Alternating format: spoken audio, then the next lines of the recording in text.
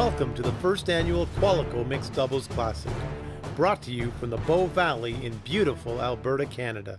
Our hosts are the Banff Curling Club in the iconic Banff National Park, and the Canmore Golf and Curling Club in the gateway to the Canadian Rockies.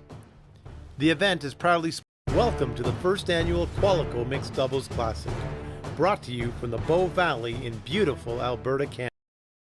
Most venues are the Banff Curling Club in the iconic Banff National Park, and the Canmore Golf and Curling Club in the gateway to the Canadian Rockies. The event is proudly sponsored by Qualico. We create what we believe in. The Malcolm. Experience Canmore's crown jewel. Vision Electronics. Your best price. And Bow Valley Credit Union. Growing together. The Qualico Mixed Doubles Classic. Up next.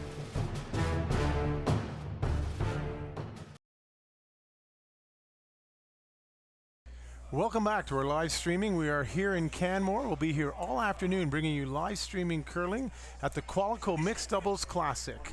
Our feature matchup right now in our 2 o'clock draw is Birchard Schneider playing against Perret and Rios.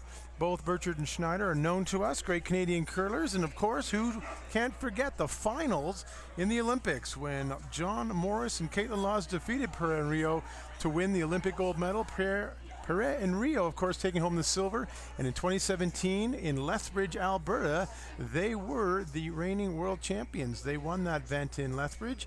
So they're world champions, they're silver medalists, they're a great team. They've been here a little bit early and all week. We've had some great conversations, just two pleasant people and also fantastic curlers. Our game is underway here on sheet 3. You're going to see a bit of a different angle. We are set up in Canmore on sheet 4, but the game that we're watching is on sheet 3. So a bit of a different angle. We'll try and describe things to you and give you the information you need to let you know what's happening. But we've got the overhead cameras hooked up for it, and we've got a view of the close house to give you a bit of a better view when the game is at this end, the home end of the arena.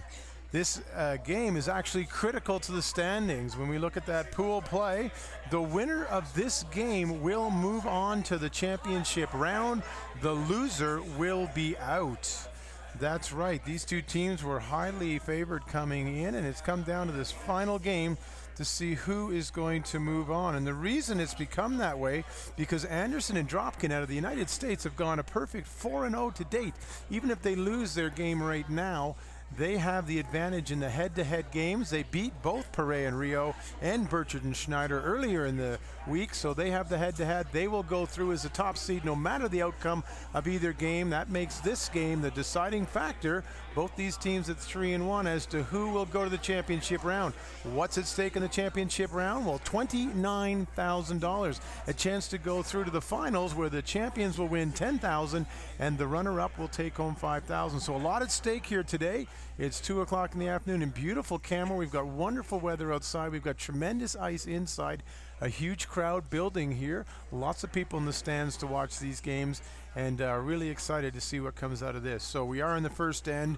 We are in the middle of that first end. The gentleman's still throwing the rock. Both teams choosing to have the ladies throw first and fifth stone, and the gentlemen throw the second, third, and fourth. As we see Rios let go here, he is a very fast player. He does not waste any time. He makes his decision, gets in the hack, and lets go.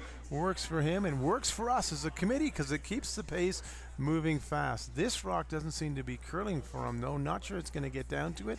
It does not. So it leaves a bit of an opening now for Birchard and Schneider to take advantage of. They've got two rocks sitting in, looks like they're counting. At least the one is on the button. The other one's very tight to the back stone of Rios and Perret. We don't quite have an indication, but it does look like it won't matter because I think Birchard and Schneider want to draw down and just tap back that top blue one. Of course, lining them all up will make it hard to get them out because they will all jam into each other. And good news for Birchard and Schneider is that that back blue, if it is taken out on a runoff, will clip that back red out. So a good situation brewing right now for Birchard and Schneider, and they have last stone, so that's their advantage too. We'll continue to join play here as Shannon Birchard gets ready to throw her stone. We'll bring you a little bit of information about both these teams. We have featured both of them earlier in the draws, but as this is such a critical match, a defining match, we wanted to make sure we brought it to you here today. So sit back and enjoy this broadcast with us. If you have any comments or any questions, please let us know. You can send those through. We are monitoring the feed, and we will get back to you as quickly as we can with anything that we can answer for you. So please let us know, and please enjoy the live stream.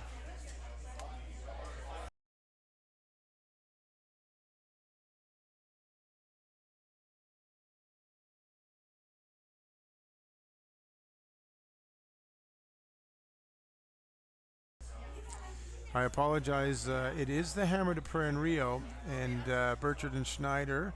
Therefore, with the last shot by Birchard removing one of the dangerous red stones in a good position with their two blues in the house, will still leave Perret and Rios a chance here to get their one. It looks like they're eyeing up a slash into the house of the red on the blue, but don't think they can do that and stick. Don't think they can tap that one back either and get shot. There obviously is probably a very, very small percentage that might happen, but not the percentage shot you want to throw. What they will want to do is at least try to remove one of these stones. Giving up a steal of one is a lot better than two, so not sure what they've decided yet. Looks like Jenny's coming down here to take a look, and Martin's staying down in the house to see. We'll know pretty shortly, because once she goes to throw, it'll give us a good indication of what they've decided. So we don't always know the shot. We can sometimes guess based on our curling knowledge or what we think we might play, which again isn't always correct either. But we don't always have someone in the house holding a broom, so we're not always confident about the last shot they're going to throw until they actually do. So here's Jenny. This is final stone at the end, looking to try and at least minimize them down to one. If not, sneak out a single. Let's see. Jenny's let it go. It looks like they're going to play off their outside red one. Try and tap it in to at least get second shot. If by chance it's good enough, they might get the single, but they've got to hold it. Rios looks like he's got it. Is the weight right? And has it curled too much? Just need a little bit to get the second shot. Is it going to go? And it has. Just a little heavy on that shot. It sails back through the back four, and that is a steal of two. A great opening end for Birchard and Schneider, who set it up and saved it, and we're able to score two. So we're 2-0 after one. By virtue of that score, it will mean that Perret and Rios will get last stone advantage here in the second end. As we know from mixed doubles, the way we start each end, we put the hammer throwing team stone in the back of the four, with the back of the rock touching the back of the four. The first throwing team without hammer, they place the rock out front. In our case, we've chosen position number 2. That's 4.5 feet out front, and it is on top of the marker where that gets placed. The reason we've chosen that position is we're getting lots of curl, at least 5.5 to 6 feet of curl. No need to place the rock any further out. Teams can easily get around there. So that's why we made the decision. That's how the decision's made. It is up to the committee every time before their event to make that call, and they advise the players. We are able to switch it if we need to when we get into the playoffs, but no need to, because the ice makers, Jim Comfort, head ice maker here in Canmore, supported by Darren Moulding from Lacombe, who came up to join them, have done a great job, and they're maintaining that all week, so we have no need to really change that as we move forward. Here's a great shot by Birchard. It's come around, it's coming back, top four. Wonderful throw. Great placement for the first stone of Shannon Birchard in the beginning of this end. Let's see if Jenny Perot can answer.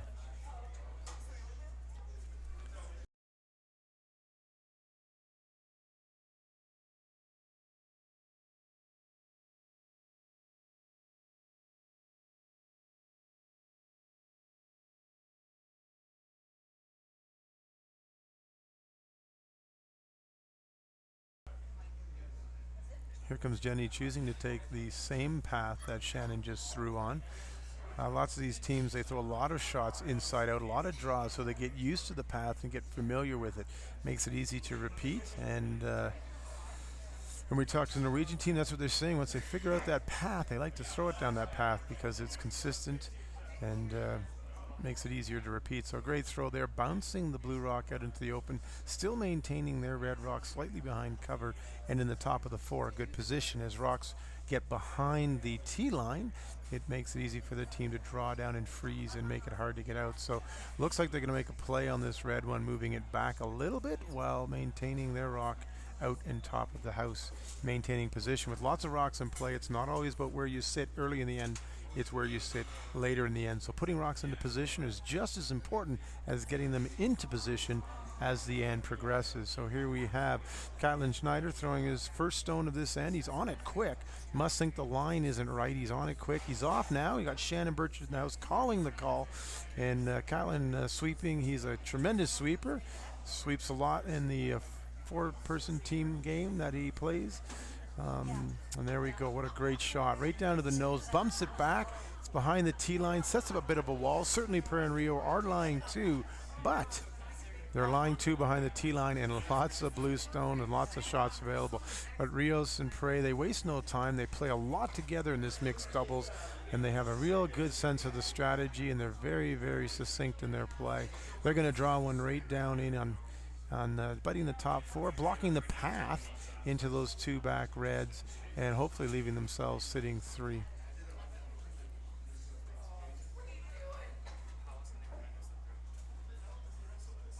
We can tell you so far, as the pools start to finish, we start to decide who's going to play on tonight and in Championship Sunday. And right now in Pool A, which is over, we talked to the two Norwegians, Skasland and the Groton earlier. They went 5-0. They will be through to the championship round at a Pool A.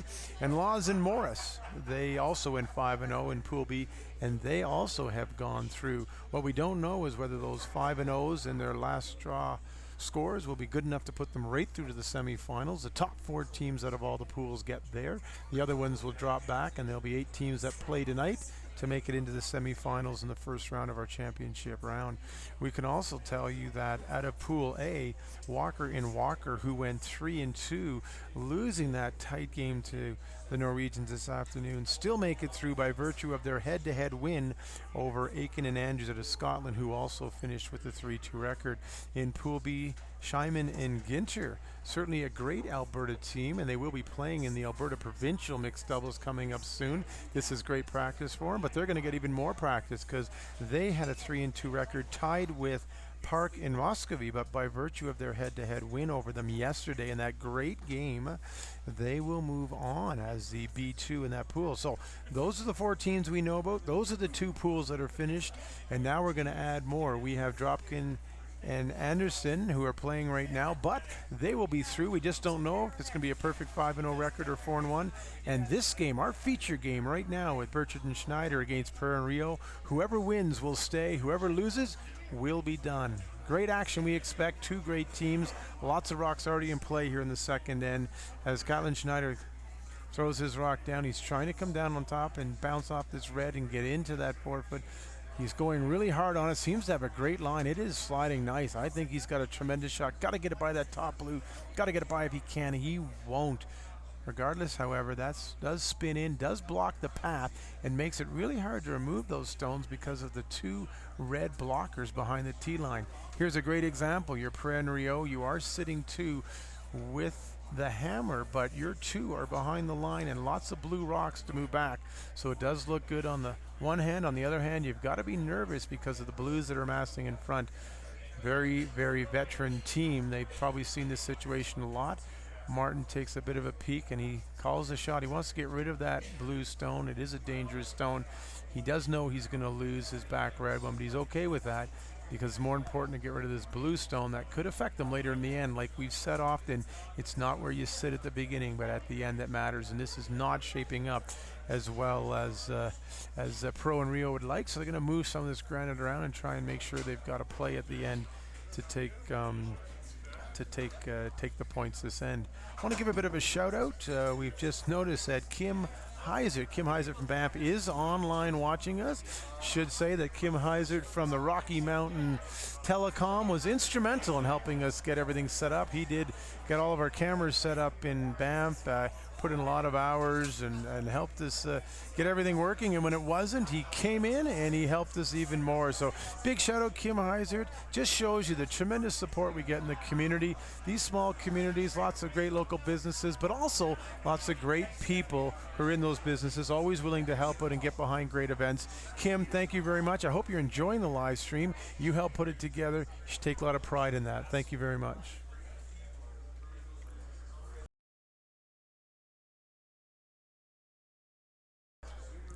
All right, coming back to our game, Martin Rios executing that shot exactly as he wanted. He knew he'd lose that red, but certainly got rid of the danger rock and has put himself in a great position with that red stone to use it to replace that stone back into the forfeit, taking 2. But lots of stones to come, and it looks like we've got Caitlin trying to make a double on these 2 reds. The top red, sloshing it across and picking out the back one. He can execute that. They will then be sitting 2 and in a good place. Like we said in mixed doubles, advantage changes almost with every shot, by a miss or by a make. And that's why it requires a lot of skilled shot. Darren Moulding here earlier said in this game, because you've only got 1 sweeper, you don't have people holding brooms, we don't get all the perfect shots that we might see in the regular 4-person game. But certainly we are being treated to a lot of great curling this week. Catlin's away. Shannon's really sweeping hard on this. I think she's holding it. Got to catch the outside, and they do. What a great up-weight shot. And the crowd gives its pleasure here in Canmore, giving them a few claps. So great shots back-to-back. Martin Rios making the run back out, and then Catlin coming right down on top and pounding it out. Big shout-out to Shannon Birchard, though. She swept that really hard end-to-end and was able to hold it enough that they got a piece of the back and cleared them out. So certainly advantage coming back to Birchard and Schneider now. But Jenny Perret quickly puts the broom down, and Rios to the other end. They're going to play a come around, it looks like, and tap out that blue one and sit right there and try and recreate this end as we get down to the last few rocks.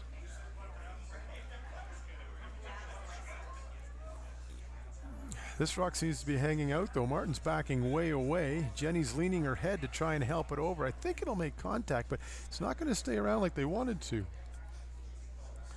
And that one's going to roll out. They would have liked that red one to stay around. More rocks in play, more chance of scoring. So interesting situation, though. It wasn't all bad. It did push the blue stone out the right side, and it did roll a little far. So in the end of all that, they are sitting 1. So it didn't execute exactly as planned, but it did work out quite well. Plan B was effective. So Perret and Rio with last rock are sitting 1. Looks like they're going to ask Shannon here to try and blast that red one enough to push it out of the house. She'll lose her shooter, but they should still be sitting 1 after the shot. We'll have to hit about half of that outside. That rock should go. I think we'll be seeing a little bit of heat coming down on this shot. It is Birchard and Schneider's last shot of the end, so they got to make it count. There is about an inch of separation, so once it gets moving, that red shot should leave. Anything from nose over, though, we'll leave it in play and a chance for 2. Here comes Shannon. No stranger to this shot. Out of her hand, he is right on it. Catlin's going hard. He's going hard to hold it there. Looking good, though. He looks up, and oh, he picked it off. Shannon Birchard with a smile, and why not? They were anticipating losing it, but no, picked it clean across to make the shot just a little bit harder for Perret and Rio now. They are facing 2. It's always great to see when they're out there smiling and laughing and enjoying the sport as much as we are in here watching them. There's lots of pressure and a lot at stake, but they still enjoy and acknowledge the shots and what's happening on the ice. Great to see.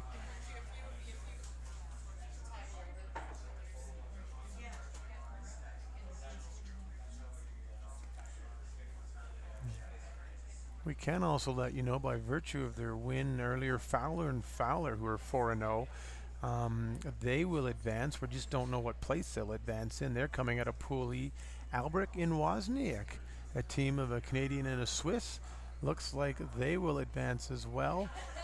We just don't know how they'll finish. They're 4-0 and they beat the favorites, so they'll have no problem in a tiebreaker. And Anderson Dropkin, we already told you, they will be through as well. Just not sure whether that'll be 4-1 and 5-0. Why does it matter whether you're 4-1 and 5-0?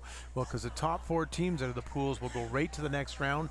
That's guaranteed more money, and it's guaranteed get closer to the $10,000 first prize without one more game.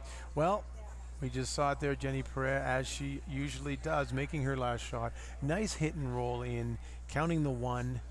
So they are down 2-1 without a hammer, but certainly a great team, and lots of scoring can be had in this game, so lots of time left for us to get a change in the score. So we're going into the third end. It's 2-1 Birchard and Schneider, and they have the hammer. Right now, I'd like to take a moment to thank our sponsors. This is the Qualico Mixed Double Classic. It is the Qualico Mixed Double Classic because Qualico is our major sponsor. They've been around this week. They've been at the rinks watching and participating and talking to the players. Great people in that company and great to have them on board. Nice shared values with our group. Really happy to be working with them. We've also got our silver sponsors, the Malcolm Hotel, Bow Valley Credit Union, and Vision Electronics, and of course the many local companies and businesses and people that have helped us, like Kim Heisert, who we talked about earlier.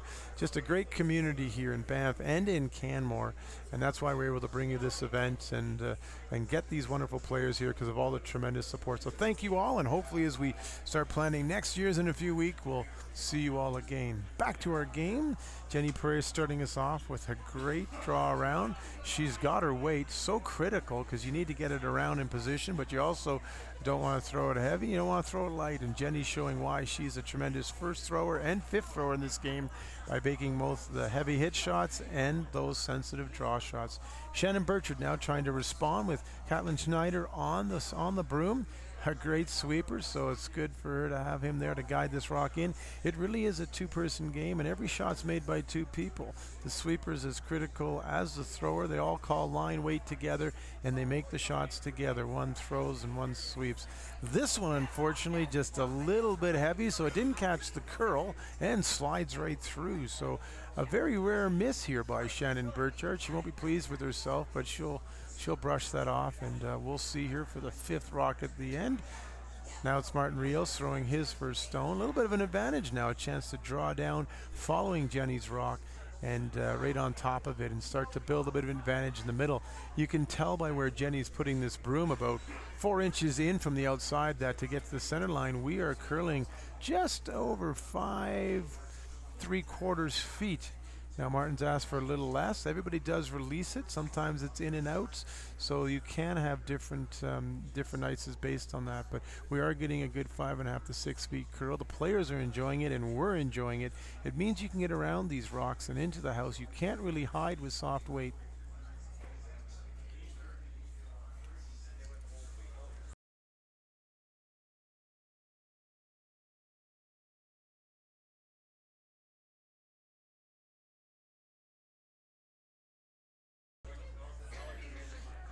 What a great throw there by Martin Rios. Just what he wanted. He drew right down on top of it. But the first red one by Jenny does peek out the left a little bit, giving Caitlin a chance to pick it out. And in doing so, he should be able to also remove that red stone. That is frozen on the right side. So a bit of an opportunity here. Want to take advantage of it because don't make this. Looks like Jenny and Martin will build up a good end. So Caitlin needing to throw some weight. Can pick this red one across and get rid of both of those. And it'll be just like we haven't started the end.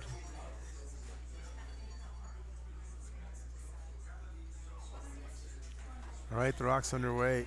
No sweepers this time. They're looking at it hard. Needs to come a little bit. Needs to come. It needs to curl, and no! It just sails by. You can see the disappointment. Really wanted that, a chance to get out of the end and set themselves back up. Now, Perret and Rios sensing a real opportunity. They'll throw one more down right in that pocket, and they hopefully, for their sake, will disrupt that opportunity again. They're going to leave Schneider and Birchard that same shot again. We saw earlier with Terry Meek. He missed his draw freeze down to set up an end, and when Charlie Thomas missed his shot, Meek had the same shot and he made it. Don't like to leave these great curlers 2 shots in a row. They tend not to miss the second one, but Perret and Rio wanting to take advantage are going to draw around and sink another one, but they are going to leave Caitlin and Birchard that chance to duplicate the shot they just tried. Not sure if they'll change it up based on the end results of this stone. We'll wait and see. Looks like it's not curling in for them like they wanted, but it is going to come a ways.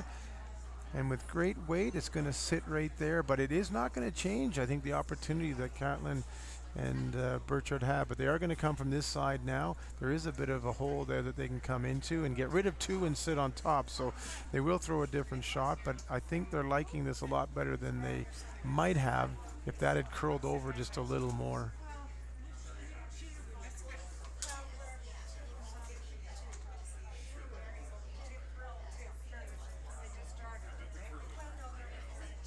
All right, I don't think we'll see the heavy heat here. I think we're going to see a takeout, but with some gentle weight.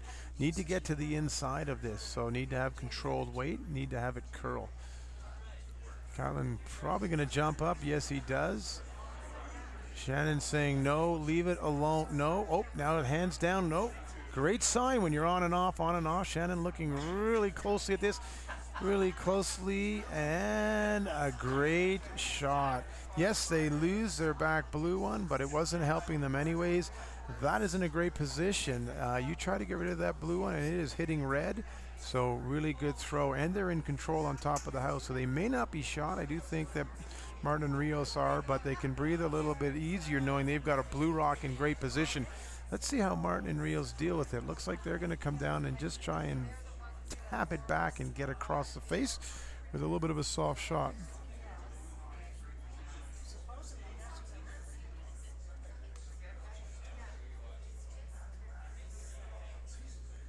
All right, Martin's let go. He's right up and on it. He's really quick. He's already sweeping. Jenny's given the call. He's on, he's off again. Always a great call. He's keeping it clean. He's on, he's off. They must really like it. Jenny's leaning in. Here comes. It's just by that guard. The more it curls, the better. They want to try and get across the face. Well, really good result for them. They move the blue behind the tee line. They are sitting 2. It does leave the potential for a double here. It's not going to be a heavy hit, but all you need to do in this game of mixed doubles, since there's so many rocks in play, is really push those rocks into the back 8. Because they become backing and usually don't count at the end, provided everybody makes their shot. So it looks like they're going to throw the same type of shot that Martin just threw, that lightweight tap. Try and pick the red one over and hopefully roll the top rock they're going to make contact with out of the 4-foot into the back 8. And that would leave them lying 2 in a good shot.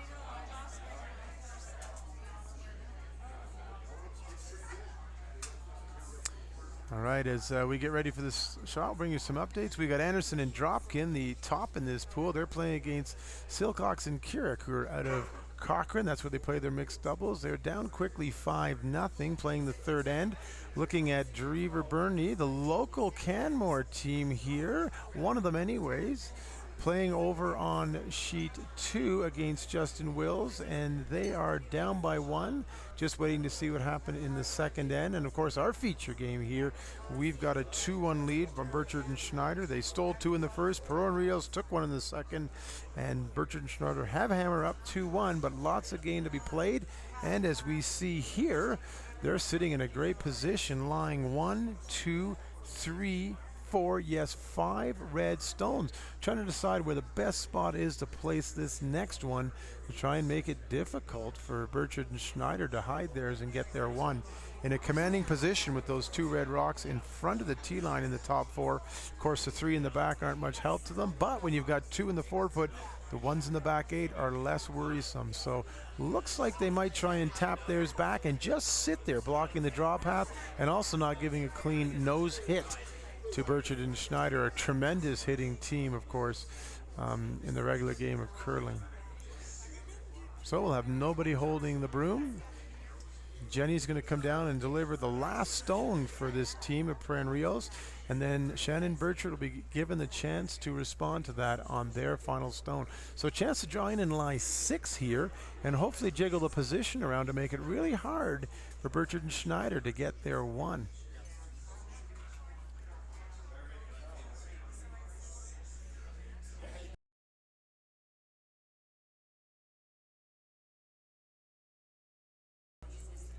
All right, rated at Jenny's hand, Martin jumps on it. This team plays a lot together, so they're very comfortable with each other and know how each other throw. But Martin's been on this mostly all the way down, probably for the line, because it's going to start to swing, and here it goes. Now they're wanting it to over curl because it doesn't have the weight to move it. Either way, it ended up in a great position. It's sitting now blocking any possible draw, overlapping a nose hit for 1. I do think the play here is to nose hit that anyways, get rid of at least 2 stones, potentially 3. You might give up a steal of 1, but that's better than the 6 that they're facing right now. The 6 of Perret and Rios. What a great end that they've curled. They've had Birchard and Schneider on the run all end, but Shannon Birchard, a tremendous hitter. We would likely see her make this shot, but still, you can see Caitlin Schneider doing what he's done before. They clean the path of the rock. They want to make sure there's no debris in the area, make sure it's clean, and nothing can interfere with this shot. Needing a nose hit, slight chance they catch and get rid of all three, but more than likely just to give up the steal of one. But they do want to stick around. They do not want to roll out on this because there are a lot of rocks in this house. Most important, stick around. And out goes Shannon. She's letting go. Lots of rotation to hold the line. There is no sweeping. It's got to curl. It's got to come. They don't want to roll out. It's got to come a little bit. Oh, boy. Not what they were hoping for. That rock did not curl. I believe that left 4 for Rios and Perret. Well, they needed the weight to try and remove it, but that little extra rotation, it just slid out. And then we talked with Darren Moulding earlier today, and he told us on this fast ice, when you get that going, it can just keep sliding out on fast ice. Not as much grip to grab onto, so hard for that to curl back with that big a weight. As he said, when he plays, he tends to take negative ice in those situations because he knows it's going to fall. Not sure, we're not right behind the rink. Don't know if it got going a little bit out or if it just sailed a bit. But either way, at least remove 2 rocks, and that cut them down to 4. But 5-2 now for Rios and Perret after 3. In this game, you can score a lot of 3s and 4s. We've seen 5s happen, so certainly a lot of game left to play, and they will control the even ends. That gives them one other end to score in. So still some positives, some to take away, as Jenny Perret gets us started here in the 4th end, doing what she does best in the first rock, trying to draw it around right on the top 4 in behind their guard that's positioned there at the beginning.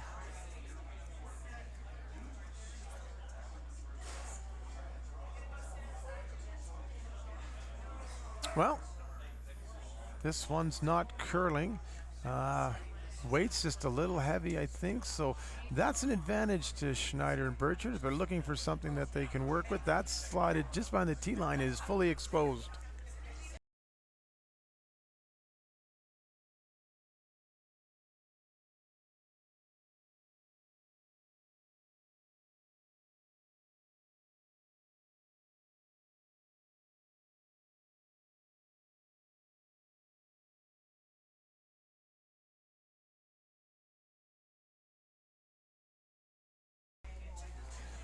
All right, Shannon Birchard trying to draw around into these stones. This looks a little light. As a result, it's over curling.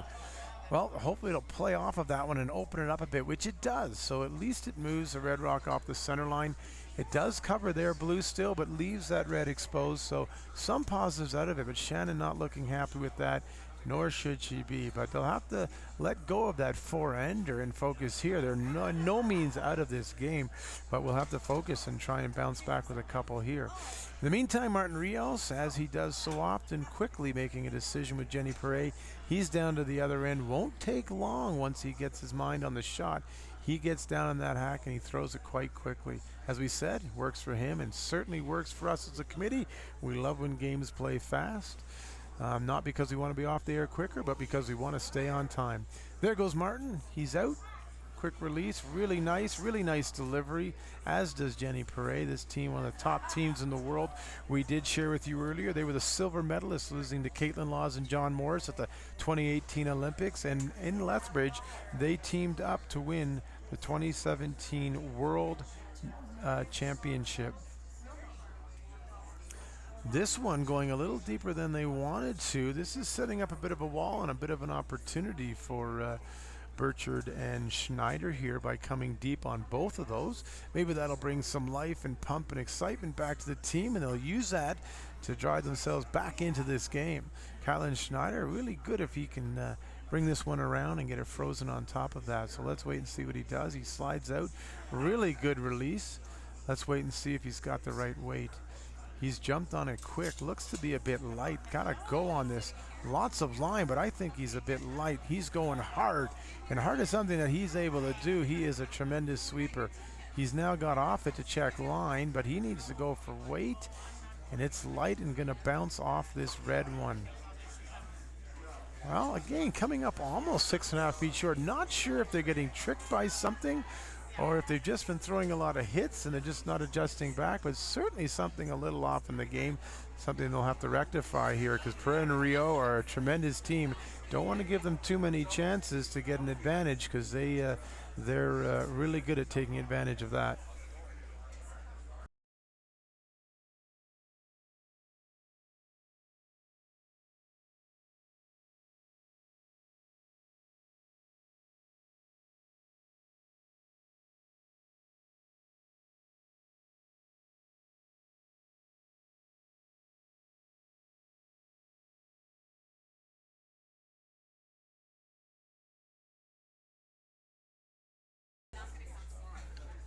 All right, Martin Rios is ready.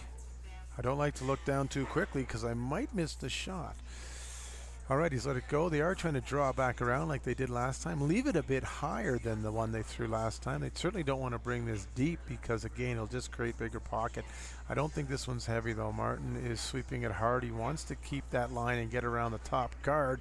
He's got to go hard, though. I think it's going to crash, and it is. Well, it's not a bad result because they just plugged the hole, and right behind that hole, of course, is a shot rock of Martin and Rios. So looks like Caitlin's eyeing a run back here on that outside blue and bringing that back in and catching one of those red ones. If it does, it will move over towards the other.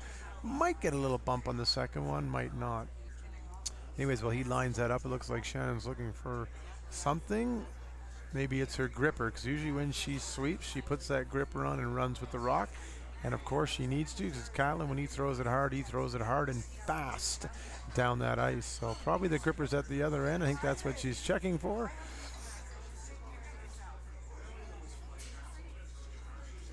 And yes, it is. There it is. She's got it on, ready to sweep. Caitlin's getting ready in the hack. Looks like they are playing that outside red. I think they're trying to run it across the house into the red on the opposite side rather than straight back, because they do not want to hit it back and get rid of their blue one. That's not ideal. They want to score multiples, and they want to keep that blue one in play. So here comes Kylan. He will call line once he lets it go, and Shannon's ready to sweep. Nothing yet, but she's getting ready. He does look like he likes this. It's got to come a little bit. Now she's on it, off it. Great sign. Looks like he's got a great shot, and yes, he does.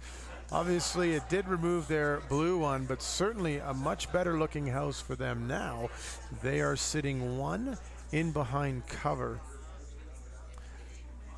Of course, the angles are hard to see on our screen because we normally shoot down sheet 4, but this game, this important game with the winner going on to the championship rounds happening on 3, so we've angled the cameras, and we'll try to give you the angles as best we can as we watch the game here live in the Canmore Curling Club Lounge in beautiful Canmore, Alberta. A great golf and curling club, lots of tremendous support from the members and the community. We are once again fairly filled here in the lounge. This morning at the last draw, we were completely filled, and we had over 30 people out on the ice rinkside. Must be a fun way to watch a curling game. Not often you get to do it. They are bundled to stay warm, and they do provide a little bit of extra heat, but our ice makers have said that they have adjusted accordingly. Martin Rios making a great shot here. Can they get the blue rock out? It is going. Jenny sweeping hard. It does not, I think, as the overhead camera shows. That rock is still a biter. Lots has to move for it to come into play, but it's still there available. They're looking at both rocks, trying to decide what to do. The smart play, I think, is to play on this one and either try and get a freeze on it or make a little bit of a heavy draw that hits and rolls it towards the center line. Looks like what they're trying to play. Probably want to come down onto 3/4 of this rock based on the weight that Caitlin's going to throw. That should move it over to the center line. It will then be completely buried in top of the tee line and in great position for them to score a deuce. So certainly Martin and Rios are sitting in a good spot now, but a good shot by Caitlin here can change this end around.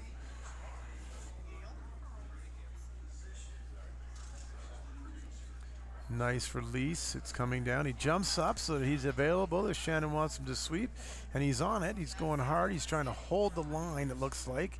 He's going really hard. Shannon's got him going, and he's sweeping. Can he get it by the guard? Can he get it by the guard? It is coming, and oh, what a great, great shot. Needs a little rub. Oh, and he doesn't get it.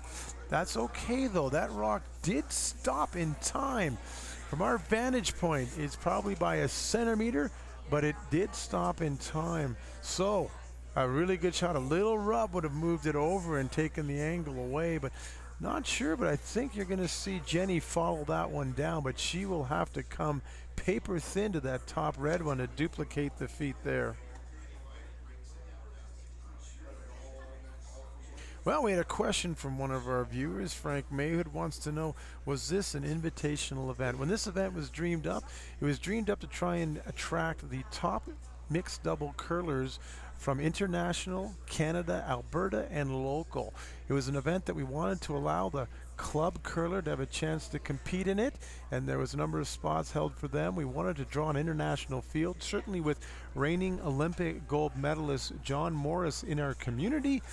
He was a great spokesperson in trying to drive that community here. We did get both the silver medalist, Perret and Rios, and the Norwegian bronze medalist to join us here at this event. We also have top Canadian teams, ones that have won Canadian mixed doubles tournaments, provincial mixed doubles tournaments, and done very, very well on the regular curling events in their four-person teams. So that was the impetus behind us. We also knew that we had a lot of talented provincial curlers, as example, Ginter and Schiemann, who have played provincially very well in mixed doubles, and they actually qualified through in Group B, beating Park and Muscovy yesterday to earn that spot in the head-to-head tiebreaker. So that's how we came up with the field. We did fill it with 36.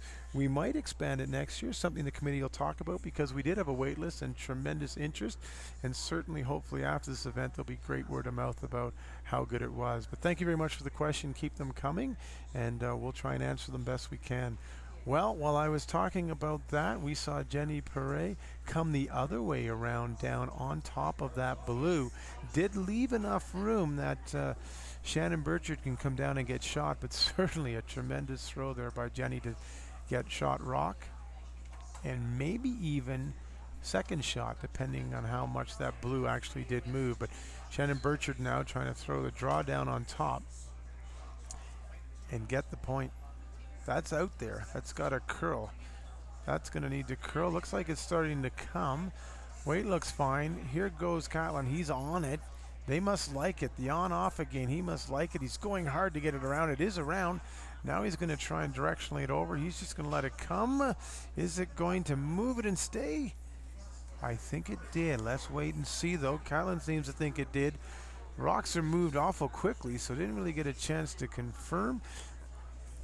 But by all indications, one for blue. What a great shot. And yes, the fist pump from Schneider to Birchard shows it. And what a great pressure shot that was. Things were starting to go a bit away from them, giving up that 4-point steal last end, but Shannon bounces right back. Great competitor she is. She makes the really difficult draw around on top of Jenny's draw and is able to count the 1 point. They take a point, so it's 5-3 now. Perret and Rios over Birchard Schneider playing in the fifth end, and Perret and Rios will have hammer.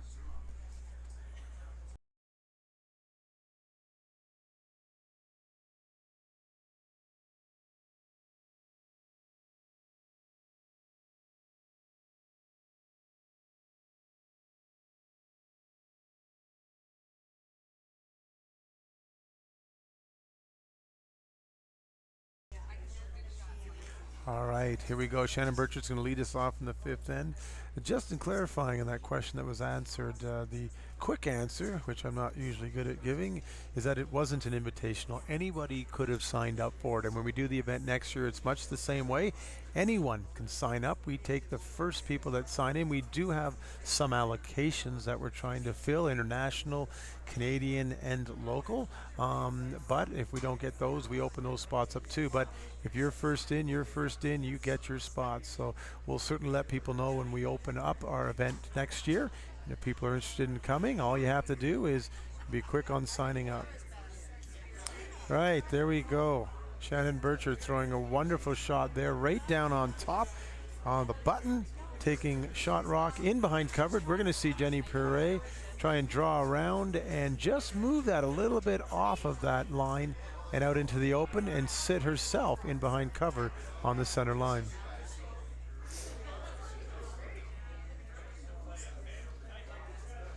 Well, they haven't laid a brush to it, but here goes Martin. Seems to be onto it. It's got to curl a little more. Maybe it was a weight thing, but here it comes. It's coming in really nice. Jenny, once again, as she's done all game, throwing a tremendous shot right down on top and putting herself in great position and moving and unlocking that blue rock a little bit from the button and poking it out the other side. But really quickly, Birchard's got her broom down, and you're going to see Schneider try and draw around and just move that red one out in the open and sit there on top. You can't remove a rock in mixed doubles until the fourth thrown stone, so we see a lot of these heavy draws and positioning of rocks because it's not where they are at the beginning, but the end of the end. So a lot of these rocks thrown down into position will be used later on to generate points, deuces and steals.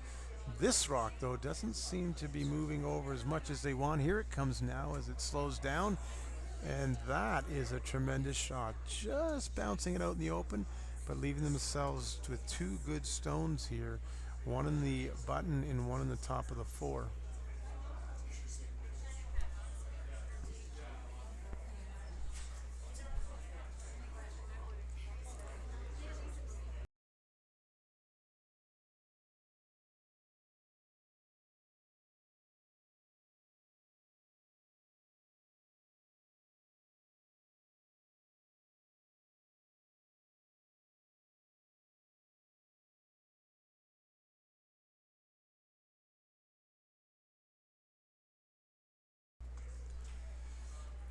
Well, as any smart team does, seeing that it wasn't going the way they wanted, Perret and Rios chose to open that one up. They do have the lead as well, so it's okay to play a little more defensive and cautious, because last thing you want to do is let the team back in the game, because you try to get too cute. So they removed that center line guard, opened it up. They do have last rock, so certainly want to make sure they leave themselves something at the end of the end. But this end starting to shape up really good for Birchard and Schneider. Looks like they're going to try and play another one down on top. They want to be covering this center line when that rock comes to end. They do want to get it tight to the house. They want it to be usable, and it looks like a really good shot as this one comes to rest. Now they just want it to stop. They just want it to stop, and yes, it does. So they replaced it, and we'll see now. Do they play the same shot and remove it, or are they going to make a play into the house? Well, they quickly discuss it, and Martin is straight down. We'll wait till Jenny puts a broom down, and so she does. Martin will be throwing a take-out again. We'll see if he runs it back into the blue or if he's just going to peel it off like last time.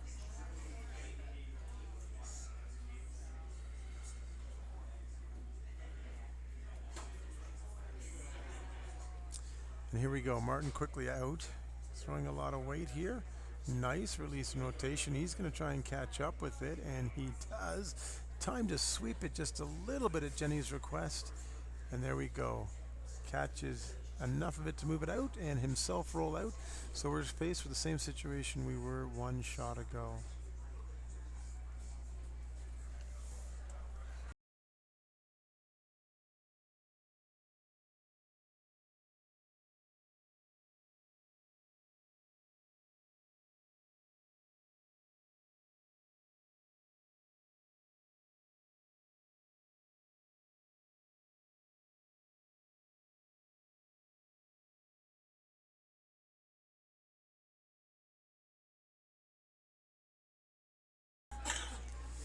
All right, well, we wait for the next shot to be called. Looks like they want to bring this one maybe into the house and not put a guard, because at some point they might be concerned that Jenny and Martin, having a last rock, will actually make a play on the house and maybe take advantage of that center line guard. So looks like they might want to play one in there and keep it tight and keep their advantage that way.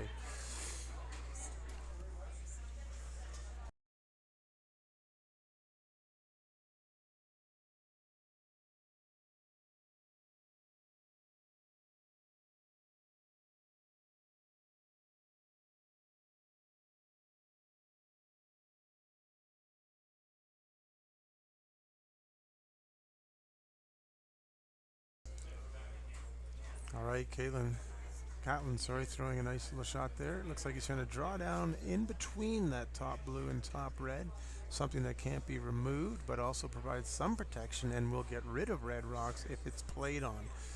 I really like it. It's an on-off again. He's on sweeping. Shannon's getting right down and looking at where he wants it and calling the shot. And here he goes really hard. In fact, right on nose. And what a great shot. Looks like they're only lying one, but that other blue rock in there is a big danger to Martin Rios and Jenny Perret.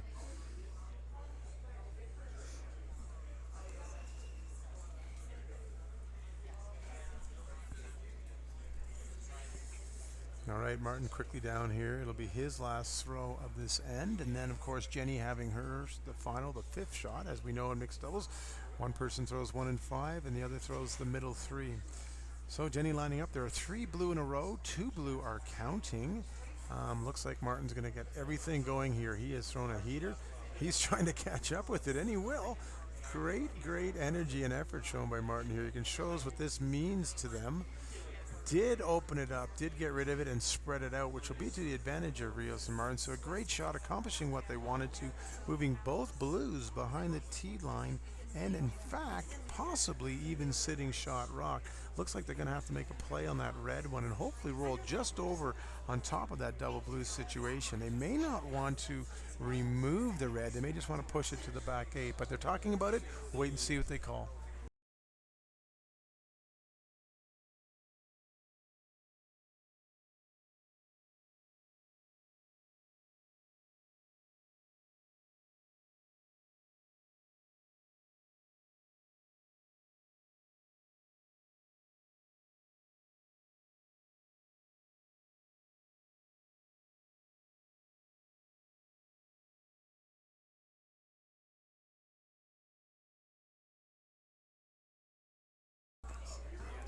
All right, well, we wait for this shot to be thrown. We had another question coming in asking about team expenses. So for this event, we didn't pay out any team expenses. We just put the invite out and asked people to come, and that's how they got here. So it's not an event where we're paying players to come at this point in time. And it's great to see that they're still responding. I think the area of Camp Canmore is a beautiful area, a nice place to come. It's a great time of year too, just after the Christmas holidays, and a number of them did come up and go to Lake Louise or spend time in Banff and Canmore ahead of the event and take advantage of beautiful scenery and the things to do here in the wintertime. So that's how the event came together. Shannon Birchard now letting go of her last stone in this end. Of course, Birchard and Schneider don't have last rock. They're going to want to get this one in there in shot rock using their 2 as backing. If they can anchor this in there, it probably won't be able to get these rocks out. It'll be a great position for them. And Catlin is sweeping hard on this rock, trying to get it. Look at that. He moved the red one out of shot position, and now they sit 3. Certainly, Jenny can get these ones going. I don't think they can get all 3 out, because when it hits off the one on the outside, does it bounce up and over top of that red one, or will it bounce into the red one? I guess it depends on the angle, but it does look like Martin feels pretty confident. With a lot of weight, Jenny can do an around the circle and get all 3 of these moving and out and score 2 points. Certainly would be a spectacular shot, but they've proven time and time again that they can make these shots. So really exciting to see what could happen here. And another example of a rock that goes backwards and by going around the horn ends up coming forward. So it'd be great for our viewers to see this go. Should tell you what's at stake here. What's at stake here is $29,000 in prize money, $10,000 to the first place, $5,000 to the second place, and beyond that, still money available to those that make the championship round. You got to make it there first, and as we know in this game, one of these 2 teams won't. Jenny has thrown a bucket full of weight at this. Let's see how accurate she can throw it. It seems to be on a good line. Is it going to get everything going? Oh, just caught it on the outside. Needed to get it more on the inside in order to get rid of all 3. So they'll give up the steal 1. Still got out of a situation where they were lying 3. Jenny, I mean, that was extremely accurate for someone throwing that much weight. Still accomplished getting rid of a bundle, only giving up the steal of 1. But certainly Birchard and Schneider now have taken a bit of the momentum back after Rios and Perret got that wonderful steal of 4 and 3. So we're heading into the 6th end, an important end, and Peter Rios and Bert are leading by 5-4 now over Birchard and Schneider after that steal of 1. Looks like Shannon will lead us off again. Last time she came right around perfectly onto the button. Let's see if she can do it again here in 6.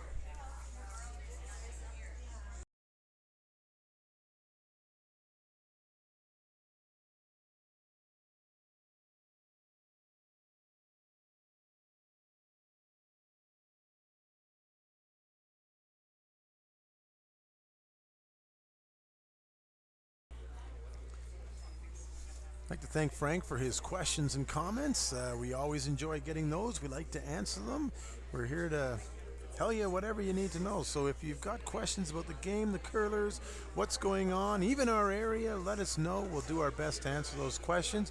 In the meantime, we'll get back to our game here. Shannon Birchard throwing a really good drawdown, not quite curling as much as she had hoped. Don't know if she missed the broom or misjudged it, but certainly a great shot nevertheless. Does move back that red stone and does put her in a counting position, but it is behind the tee line, and certainly something that Jenny can take advantage of here. She's now out throwing her first stone.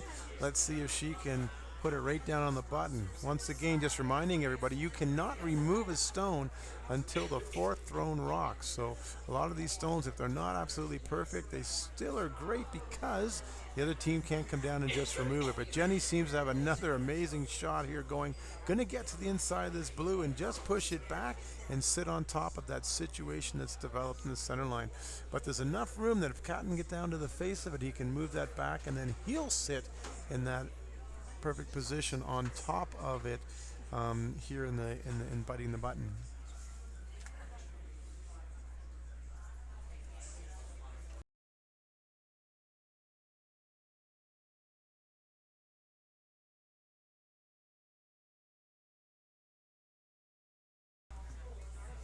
As we watch this shot come in from Catlin, coming in really well. He's sweeping hard. They got to get it here, and it's going to get here. What a great shot. What a great response to Jenny's shot. So that's right down on top. That is not welded to it, but certainly in a very, very strong position, and a rock that's going to take 2 strokes to get out of there. So looks like Martin will just draw down on top of it, and we'll see what happens. Just going to take a moment right now at the Qualico Mixed Doubles Classic to thank Qualico, our major sponsor and support of the event. Great to have them here with us. We've got the Malcolm Hotel, Vision Electronics, and Bow Valley Credit Union, our silver sponsors. And as we see from all the other logos here, a number of local and some curling sponsors who've helped us out. So thank you to all of them. It's why we can bring you this event, this live stream, and why we're able to attract such a great field and offer some real nice incentive to them through the purse that we've been able to build up. So thank you once again to all those people. All right, back to our game.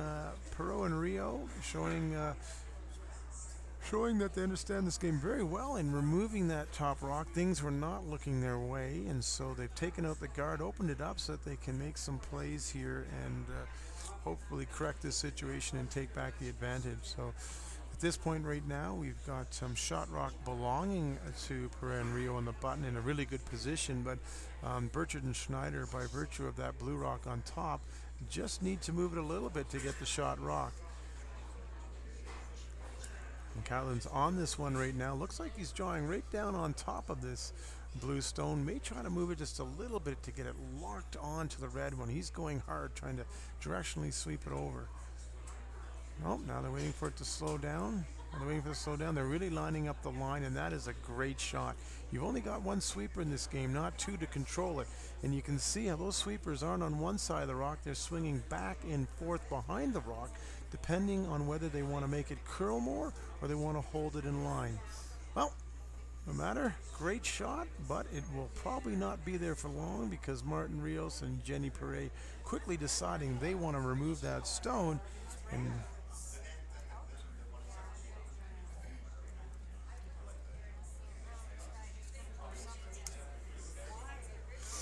the rock's en route, looks like it, just keeping it clean. He's got a great shot here who will accomplish the task. Out goes the blue rock. He rolls out. Now we wait to see in this chess game, what do they want to do now? At some point, they'll need to make a play on that if they want to get shot stone, and that might be when Perret and Rios make their play. They're comfortable just to keep it open so they can see what's going to happen.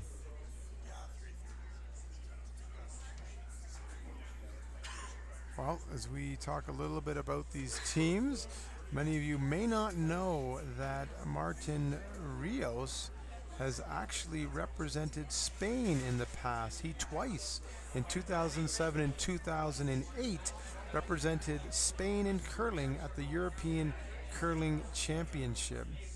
Martin as well, he's won gold at the 2011 European Mixed Curling Championship and bronze in 2014, playing with Jenny Perret as well as others on the four-person team. So Martin Rios doesn't just represent Switzerland, he's represented Spain in the past. Shannon Birchard, as we talked about in earlier broadcasts, in 2012 and 2013, she won the Manitoba Provincial Junior Girls Championship as a skip. Both of those times when she went to the Canadians, she did lose the Canadian Championship, although I should say she did win 2 silver medalists. In 2017, she won the Manitoba Mixed Doubles Championship and lost out at the Canadian Championship in the round of 12. That year, she played with Jason Gunglinson, a well-known curler to many of you out there in the curling world. Now, though, she is playing with Schneider this year in the event.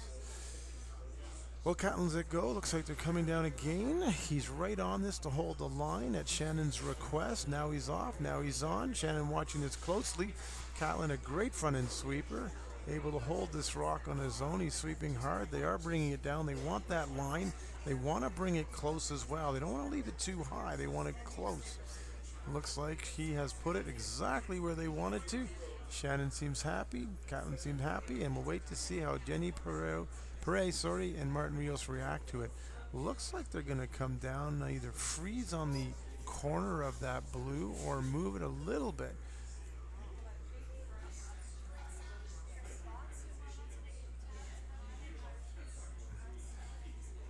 A lot of us got exposed to Shannon Birchard last year when she filled in for Caitlin Laws, who was off playing in the Olympics with John Morris, an Olympics they won.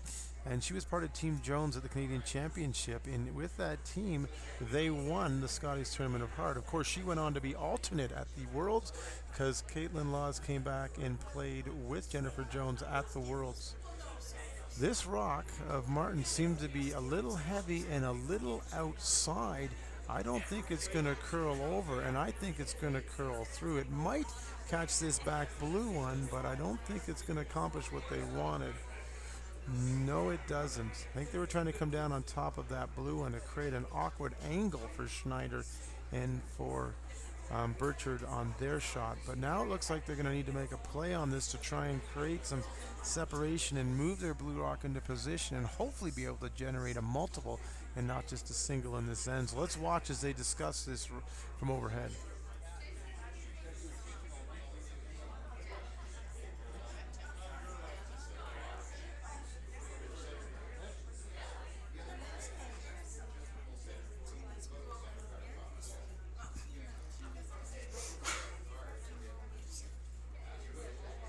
Well, it seems like they're going to come down with a heavy draw and try and get around that top guard and get to that blue one and create enough pressure on it to move the red back a little bit and sit one, but also sit in a commanding position on the right side of that house with the rock that's thrown. Caitlin Schneider, he plays second for Team Dunstan, and in university, where he went to the University of Regina, it was actually a two-athlete sport. Not only did he curl and skip the curling team, he was also wide receiver on that football team. He does come from a family of curlers, does Caitlin.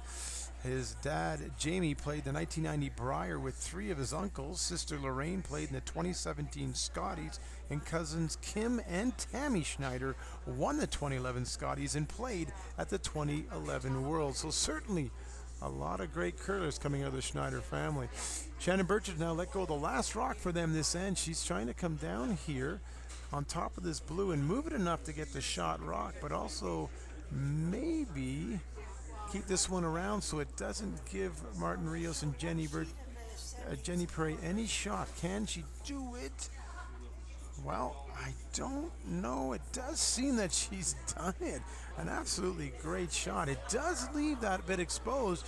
with a heavy, heavy shot. And we saw Jenny Perret last end throw it very, very heavy. Might be able to get those two rocks moving enough. Because those reds will all jam at the back, they'll stick around in the back of the button. It's whether these two blues can get moving enough to get them out of the way and leave them counting shot rock. Certainly Jenny showed she has the ability to throw that high heater. There is a little bit of it exposed, but again, if she gets it outside a little bit with that weight, as Darren Moulding shared, it won't come back. So certainly an opportunity, but wow, what a shot by Shannon Birchard to put them in a position to maybe steal a game. You see Catelyn looking at it. I think he can acknowledge that this shot is there for Jenny, but first she's got to execute on it. So let's see if Jenny can answer the call that Shannon Birchard just made.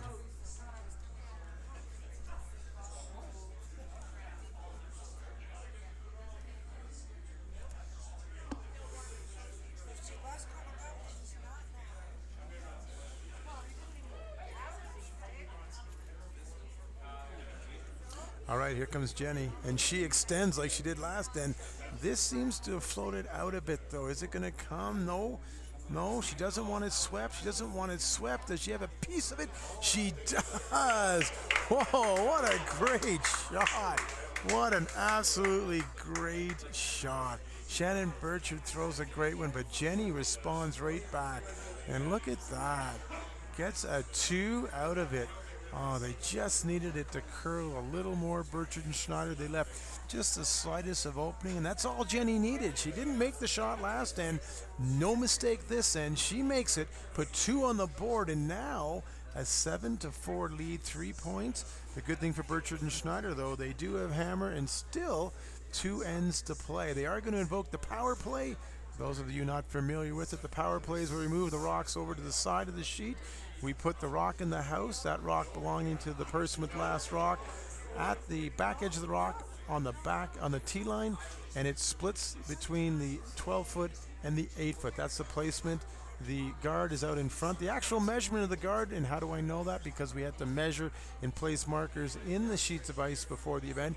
It is 3 foot 7 inches out from the center line. It helps the players position it there, and it makes it go a little bit quicker rather than having to sit in the hack. But when you're in the hack, that guard is right in line with the stone in the house. Jenny Perret and Martin Rios are looking to move their stone over towards the center line and roll their rock out if they can. It's one of the strategies we've seen deployed. The last time they played, they didn't do it. This time they did, and I think it's too heavy, and it's going to go out of play. No, it's not. A great throw. That is such a great throw. It clears the front, makes it wide open. It'll have to make Birchard and Schneider think. Do they want to just split the rings and go for 2, or do they want to try and put a guard up, protect this, or how do they want to react to this shot? But certainly, Perret and Rio doing exactly what they wanted to here, removing that blocking guard out of the way and rolling their shot rock out. We've said to you earlier, you cannot remove a stone until the 4th shot thrown, but the shot that is thrown can go out of play, and that's exactly what happened here in the 7th end. So Shannon Birchard with the first rock for their team in this end. Looks like she's going to throw a guard out front to replace it.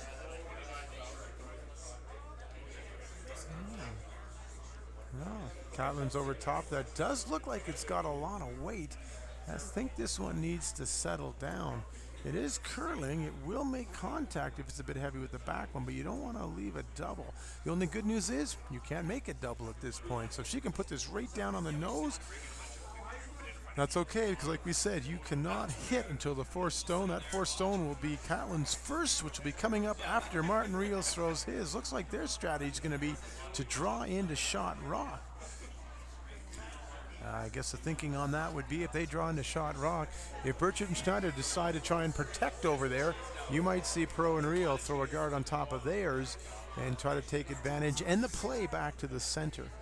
Well, let's see how this plays out. First, Martin's got to make the throw and got to make the draw into shot rock. The only risk with doing that, if they hit Schneider and Catelyn, they will be lying 3. Of course, those 2 stones are over on the left. Probably the comfort is that they're set up for a fairly easy, or I should say routine double if thrown correctly. So that would allow Perret and Rio to remove 2 stones at once. and minimize what can be taken here. So lots of excitement. We don't often see this in mixed doubles, or we haven't seen much of it. Such an open end without the rocks and them spread out. So a chance to see how the players react to this type of formation and what they do. Lots of options available because lots of rocks are in play. And it looks like they want to play the guard out front in front of their blue stones. Still discussing the potential of freezing on this red rock or even down on the outside one. Interesting, interesting, interesting. Oh, look at the call. They are going to try and freeze down this outside red. Probably the thought being that if they do go after the double, Rios and Perret, then they will have another rock that is frozen, and they'll have to decide how they want to place the other stone in the house following that, or freeze down on the one on the center line because it'll probably still be there and available. Well, some great strategy. Let's see how it plays out. Cartland likes it. He's on, he's off again. Shannon's calling line. Weight looks to be good. Let's see, needs to curl just a little more, but it seems to be a really good shot. It will be on part of the stone, and it settles right down on top. What a great throw. What great line calling by Shannon Birchard there. And of course, Kylan right there to respond. Some great communication. We've seen that throughout these draws. If you want to play well as a team, you've got to have great communication. You've also got to have great chemistry because there's only two of you. Can't get down on each other. Someone gets frustrated, got to be able to console them and got to be able to talk through the situations with the calm head. We've seen that with the top teams, and we continue to see that here today with both of these teams. So Martin Rios looks like he is going to take on this double. He'll be quick to get in the house. We'll see a little bit of weight thrown here. Wants to catch it just off nose. That'll peel both of them out. He'll roll across somewhere, hopefully into the forefoot on the right side. But most importantly, they want to get rid of these two stones. All right, the rock's on the way. It's coming. It's got to curl a little bit here. They want it to curl over, and it does exactly as planned. No sweeping needed. And he rolls over into the four. They are almost identical, not really leaving a chance for a double, but certainly they are there behind the tee line. Now they can use a freeze in order to generate their deuce now. Can Birchard and Schneider. They want to freeze it on a bit of an angle on this one, so if it's hit, it'll slide over towards the other blue. Looks like they want to come the other way.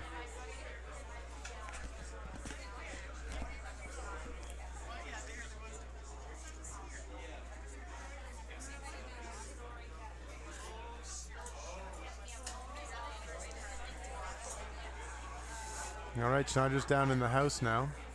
Just to bring you an update while he throws this rock, it'll take a bit of time to get down there. On sheet one, where we had Anderson and Dropkin were 4-0. They've now gone to 5-0. They won 7-0 is the score they have posted over Silcox and Carrick, one of the teams from Calgary.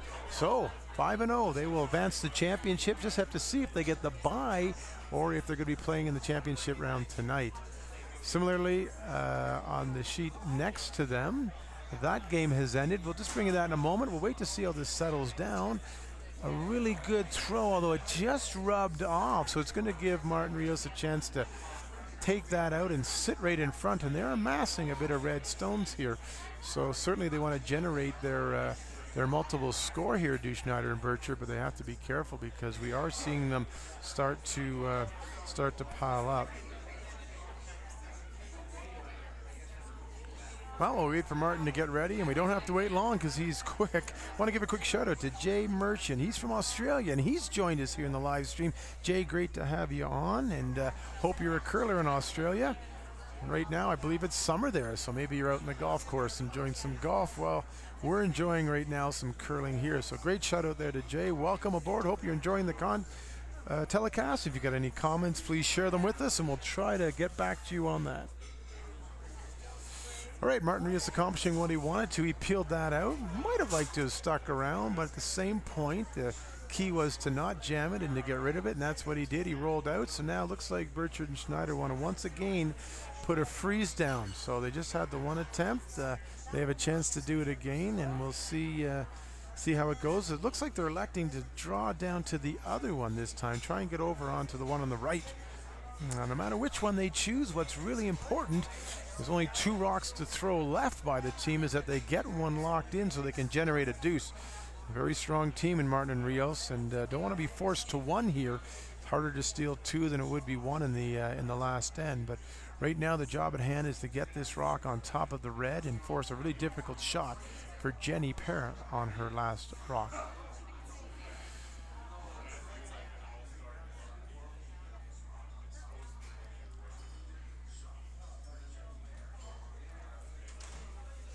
All right, we're watching this one come down. They haven't laid a broom to it yet. We're going to watch how this one finishes. It's got to come over a little more. Here it comes. As it dies, it's really coming. Got to get on part of it. They want no bump, and they get none. What a great adjustment by Catlin to make that shot. Certainly it's available to try and squeeze out through the hole by Jenny. In fact, she could probably make the double in doing so. Only needs to hit about a quarter of this rock. It should go over top of the red and underneath the other one. If she does hit it a bit thick, there's a chance that it jams on the back of that red one, but if it has enough speed, it's still squirt out the back. So here we go, Jenny Perret. We saw last end, she only needed to hit a sliver to make it, and she did. Needs to repeat that here and pick this blue stone off of that and leave Shannon Birchard the chance to draw for 1. Jenny's been playing great all game. First stones, she's put them down almost perfectly every time, and she, in her final rocks, been making some great draws and great hit. And we're going to need 1 more here again for her if they're to try and force the single in this end. And here comes Jenny. Little shove, and off it goes. Martin is on it, trying to hold it there. He's sweeping against it, trying to hold it. Doesn't want to get across the face. It looks like it will, though. This one has over curled, and it will, and it does not get the blue out there. Fortunate news for them is that red rock seems to have stuck around enough that it will force a play on it. It can't be a draw. She's going to have to hit this one. She is going to be Catlin who has to hit it, and wanting to make sure when he does that he does not leave a double. But it is the last rock. Sorry, it will be Shannon Birchard throwing this rock. It is last stone. I think they're eyeing up. Can they make the double and stick around to count 3? You know, if they miss it, they'll only get 1. So this is part of that risk reward. Do they take on trying to make the double and risk not taking the deuce? Well, it's part of the excitement of the game. Looks like they're discussing it. Take your 2 or try and go for 3. Certainly the deuce gets them within 1. It's not as hard to steal, but if you do miss the shot and only take 1, you're going to be forced to steal 2. Let's see what they're going to go with.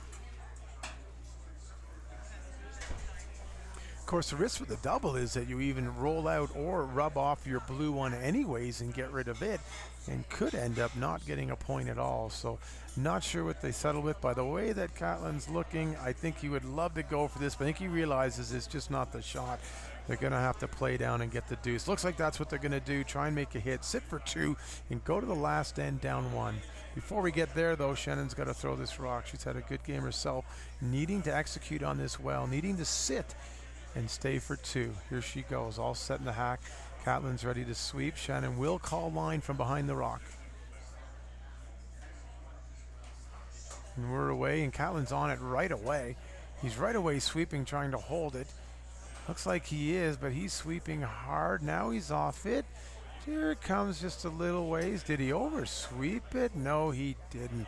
What a great throw and great sweeping right out of the hand, holding it right there. Shannon putting a little positive spin so it stayed fairly straight, and they executed perfectly. They score the deuce, and now they'll be down 1 to the reigning silver Olympic medalist coming home in the 8th end. So our situation is this. It is 7-6. Perret over Birchard Schneider going to the last end. Perret and Rios will have hammer. What's at stake? The team that wins this game will move on, and the team that does not will not make it to the championship round. Looks like Perret and Rios are calling for the power play. This is a great strategic decision, not because they're trying to generate points, which is often the reason to do it, but they want to keep that center open so that with last rock they have a chance to get to that button and get the winning rock should things go wrong for them. Of course, the strategy we've seen deployed against the power play, especially late in the end, is to throw a guard on the center line or to draw down into the button in order to start the play back towards the center line. Probably going to ignore this situation out on the wings because it's not really helpful when you're trying to steal one. And that's exactly what we're seeing here. So Shannon Birchard trying to deliver a center line guard, because the rules state that you can't remove any rocks until the 4th rock of the end. This rock will not be able to be removed. So certainly a chance for Birchard and Schneider to create a situation on this center line, which is what they're going to need if they're going to steal a point against this strong team of Rios and Perret. Didn't quite come over all the way, but close enough. It'll be touching part of the center line. And there they go. It'll sit there. Looks like Perret and Rio might play the tick shot on this, either driving it into the rings on the edge or driving it sideways as a guard. Either way, they want to get this rock moving out, but of course they can't remove it. So here comes Jenny. Looks like they're playing the tick. She'll have to call a line and Martin sweep. Martin's on it right away, obviously wanting to catch only a little bit of this, but this rock is curling. He's holding it tight. They only want to catch a sliver of this rock.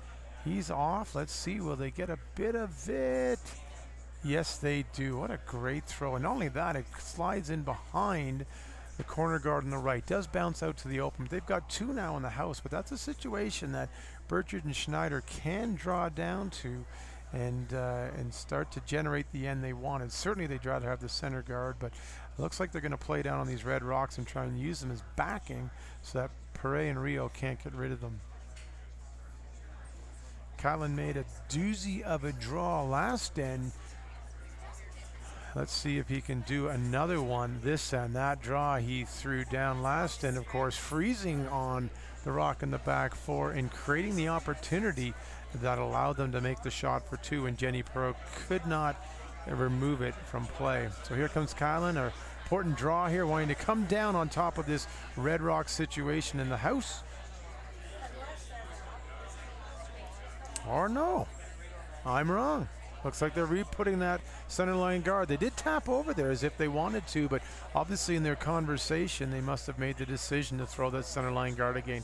The good news is, as these rocks are peeled out off the center line, if they come back into the house, they can get caught up in this red situation. So once again, as we say in this game, you're not always 100% certain what they might throw. And with the inability to do takeouts until the 4th rock, they don't always throw the conventional or shot that you might think. Obviously having to play a little more chess and just bumping rocks around. Well, here comes Martin Rios. It is a 4th stone, so he can remove, and remove he will. He's throwing lots of weight trying to clear out this center line guard. The center line guard is the trouble stone for them, and once again, successfully he does that, and in fact, gets rid of everything. Wow, that really is a benefit to the Perret and Rio team, getting rid of an extra rock out front. So great throw by Martin, great result. Now it looks like they might come down in the house onto this red situation.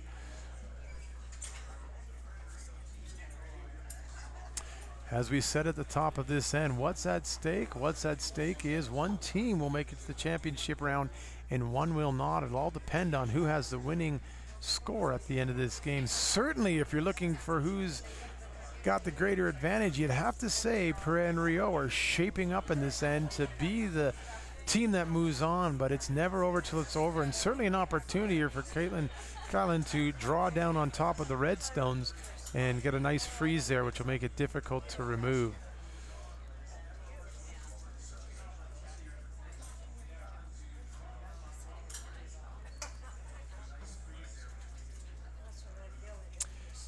Here we go. Kylan is really scrubbing this. He's scrubbing it hard. They've kind of lost the line on that center line one.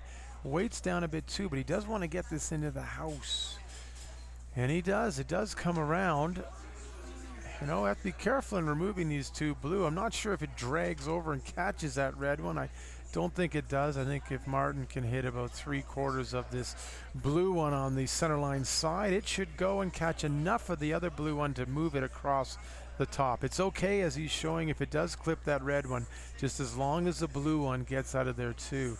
Well, a great chance here to remove all the stones that are out in front and really put a lot of pressure on Kylan and Shannon to try and develop something. They certainly have those red stones to work with, but they're not over near the center line, not in the 4-foot. That would leave Jenny at least to draw down into the 4-foot to win this game, but lots can still happen before then.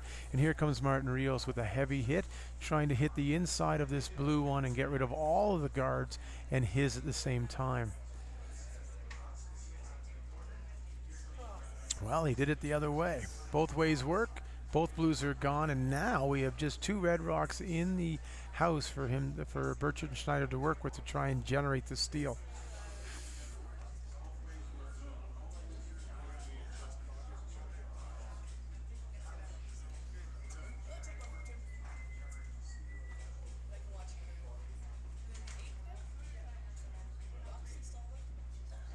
Right, Catlin's down the house, going to try and throw a perfect freeze. He did one last end, certainly very capable of doing it this end. He's let it go. He'll hop up here and wait for Shannon to give him some instructions. It looks like it's got a lot of weight. That's going to have to sit down. Also, it's got a curl, which is usually what happens if it doesn't, if it's too heavy. But it's starting to come over now. They do want it to sit. They don't want it to bounce off it. They want it to just freeze right on top. Looks like he's got a great shot. It is going to come right on top. Look at that. They're not going to be able to get that out. It's going to jam on the outside one. It's going to jam on the back one. Well, let's see what they choose to do. Certainly they can hit it and just get rid of the backing so that next shot they can get it out of there. It is only in the 8 foot, so lots of room to still play. But as Jenny Perret is saying, you could also just draw the open side. You are sitting 1 right now, so they'd have to make a play on both of those. But I think the safe shot, as they've said, is to try and drive this blue one back. They will get rid of the backing and move the blue one hopefully out towards the 12 foot. Makes a pretty clean house, which is what they want to leave Jenny as she goes to throw her last rock here. Situation, Birchard and Schneider need to steal one to make it 7-all and force an extra end. Meanwhile, Perret and Rio just need to blank or take one in order to close this game out and earn their spot in the championship round. Well, it looks like they have decided to draw the open side here. They're not playing the hit. It's got to slow down, though. It's got to slow down. It looks like it's coming in a little bit hot. Catlin getting right on top of it. And there she goes. She's taking it. He's taking it. And it looks like he can get it through.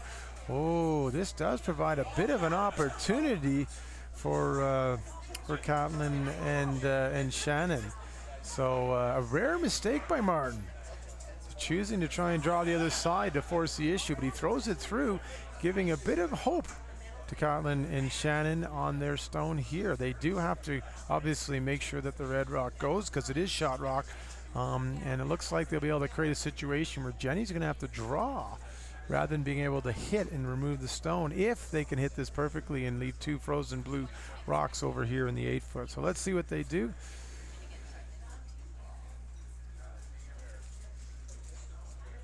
This is their final shot of this end and maybe of the game depending on the result. I do like the way Catlin put the 7 up there, the optimisticness. He put it almost as a 6.5 after last end.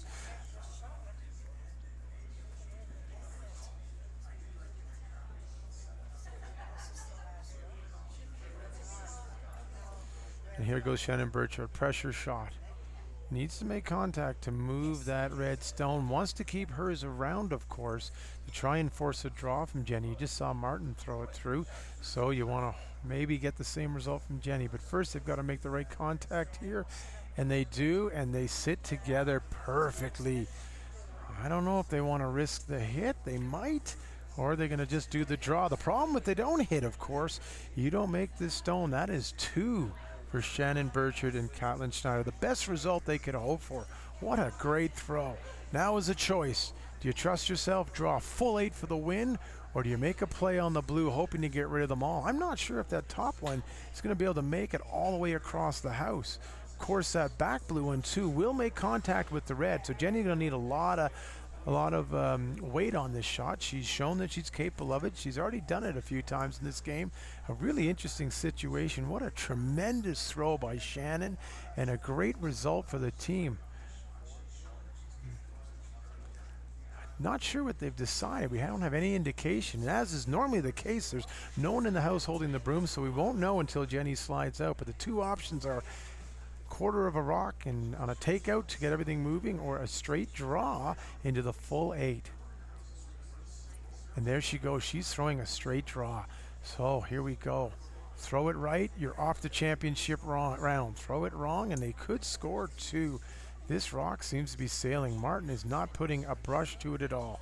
It is staying out there, which would indicate that it's heavy. This rock's got to sit down.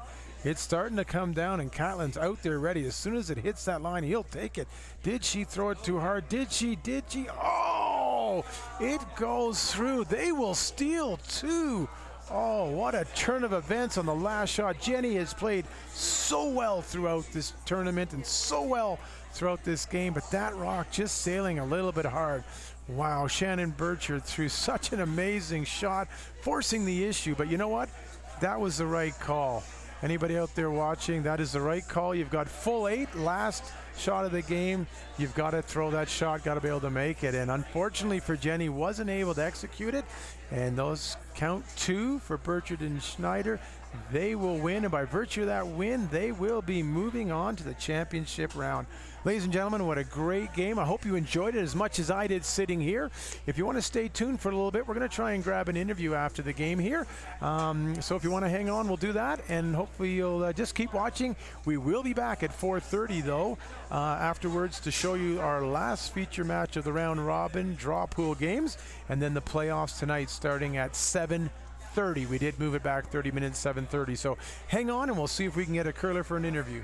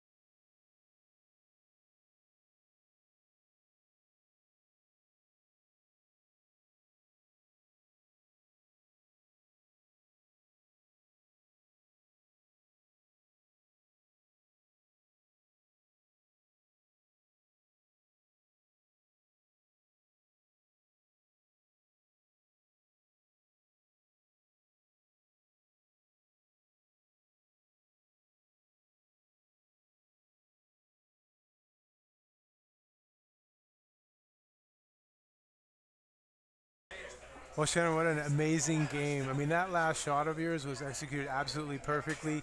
You left those 2 rocks out there. It was a tease for them to play. I don't know if they could have got them both out. I think they made the right shot. Most curlers at your level would certainly choose to draw. Unfortunately for Jenny, it ran just a little far. Fortunately for you, it did.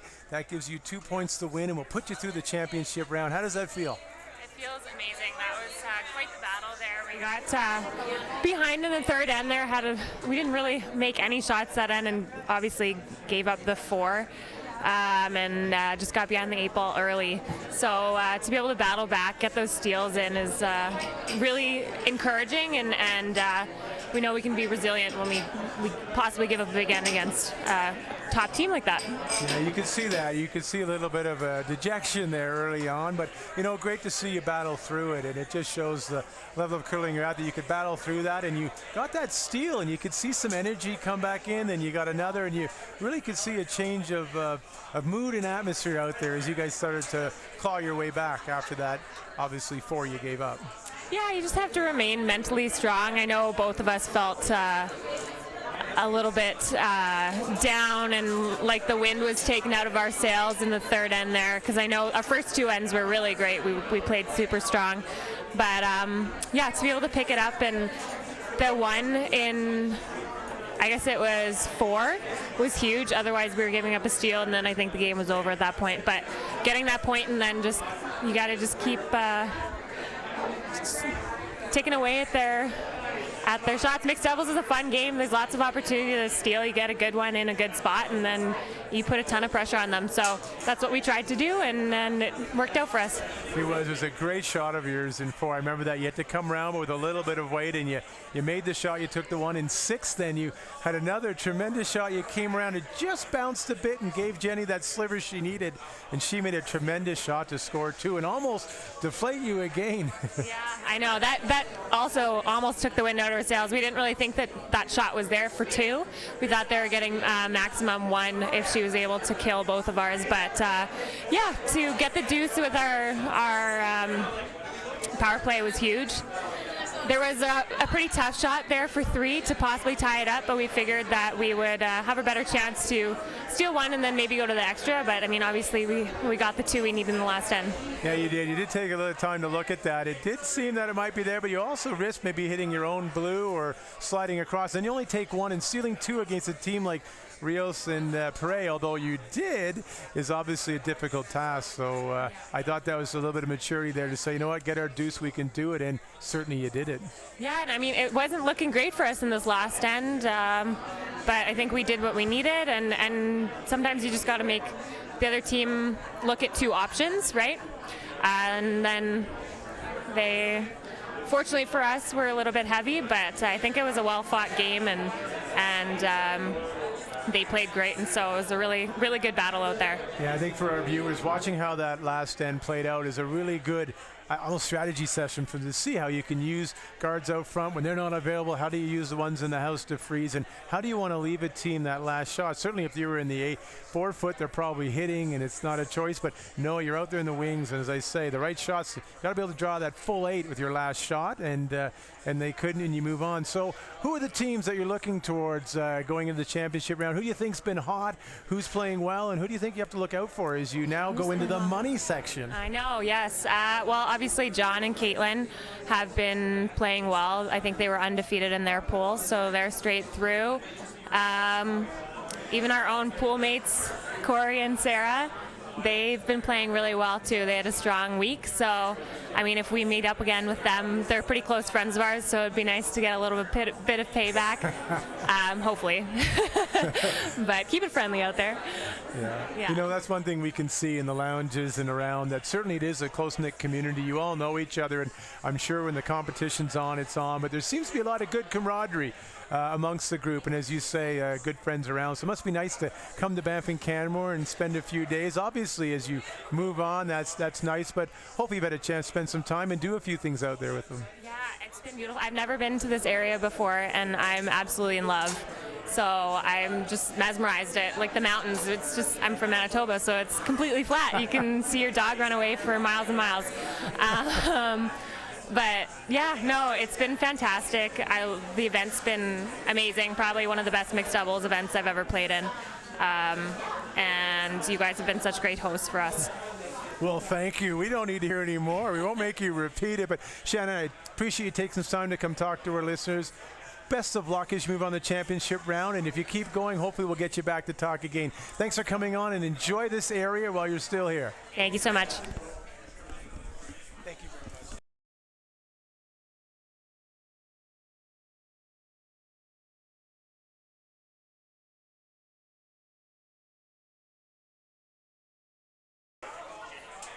That was Shannon Birchard, half of the Birchard Schneider team that just took down reigning Olympic silver medalist Perret in Rios in the final round robin game to punch their ticket and eliminate the silver medalist from further competition. So a great end. If you didn't get a chance to see it or you missed it, please go back and watch the replay.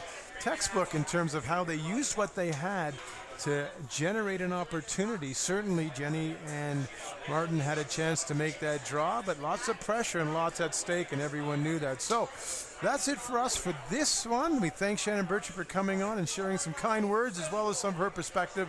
We're now going to just take a break. We'll be back with you at 4:30, where we bring you an exciting game. We have the Banff Juniors in Sora Ishida, an exchange student joining us from Japan. He's played at the national level and international level as a junior curler in Japan on a Japanese team. He also has played a lot of curling when he's here with us, and he's teaming up with young but up-and-coming junior star Annika Vilmer, and the two of them will take on Fowler and Fowler. Anna is reigning English champion, and Ben has been former English champion. They are undefeated, 4-0 in their pool. They will be moving on, but first they want to win this game, the Fowler and Fowlers, in order to get that bye, but they've got to get by the local team of Ishta and Villamere. So stay tuned. At 4:30, we'll be back to bring you that game.